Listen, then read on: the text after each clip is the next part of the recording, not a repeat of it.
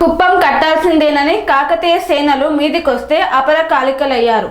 గిరిజనులకు పన్ను నుంచి విముక్తి కలిగించి వారి గుండెల్లో కొలువుదీరిన సమ్మక్క సారలమ్మ.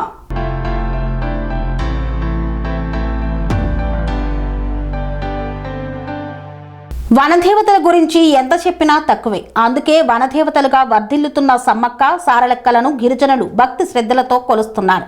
మేడారం జాతర ఆసియాలోని అతిపెద్ద గిరిజన జాతరగా తెలంగాణ కుంభమేళగా పేరు తెచ్చుకుంది. మండపాలు కట్టలేదు, విగ్రహాలు ప్రతిష్ఠించలేదు, వేద మంత్రాలు లేవు. భక్తుల గుండెలే దేవాలయాలు. గద్దెలపై ఉన్న వెదురు కర్ర, కుంకుమ బర్ణలే వనదేవతల ప్రతిరూపాలు. తల్లుల త్యాగాన్ని తలుచుకుంటూ వందల ఏళ్లుగా చేసుకుంటున్న వేడుక ఇది. అంతేకాదు ఆదివాసీల సాంప్రదాయానికి నిలువెత్తు నిదర్శనం. అందుకే వనదేవతలను కొలిచేందుకు లక్షలాది భక్తులు వస్తారు. అమ్మవార్లకు నిలువెత్తు బంగారం సమర్పిస్తారు. అంతటి ప్రాముఖ్యత ఉంది మేడారం మహాజాతరకు. దేశంలో అనేక జాతరలు ఉన్నాయి. ముఖ్యంగా తెలుగు రాష్ట్రాలలో జాతరలకు కొదవలేదు. కానీ అన్నిటికంటే మేడారం జాతరకు ఉన్న విశిష్టత అంతా ఇంత కాదు. కాకతీయులపై కత్తి దూసిన సమ్మక్క సారలమ్మలే అడవి బిడ్డలకు ఆరాధ్య దైవాలుగా నిలిచారు.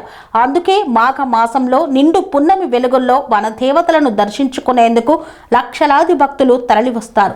తెలుగు రాష్ట్రాలతో పాటు మహారాష్ట్ర, ఛత్తీస్గఢ్తో సహా దేశం నలుమూలల నుండి వచ్చి మొక్కులు చెల్లించుకుంటారు. మేడారం జాతర జరిగేది 4 రోజులే. ఆద్యాంతం ఆదివాసీల సంస్కృతిని చాటి చెబుతూ జరుగుతోంది. ఓ ఏడాది చిన్న జాతరగా, మరో ఏడాది మహాజాతరగా జరుగుతుంది.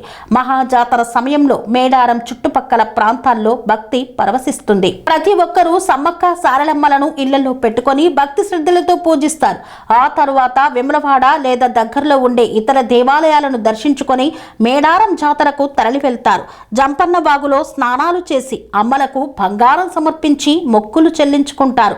అడవిలోనే సామూహిక భోజనాలు చేస్తారు. చెట్ల కిందే విడిది చేస్తారు. ఫలితంగా సమ్మక్క సారలమ్మ గద్దెలు ఆధ్యాత్మిక శోభను సంతరించుకుంటాయి.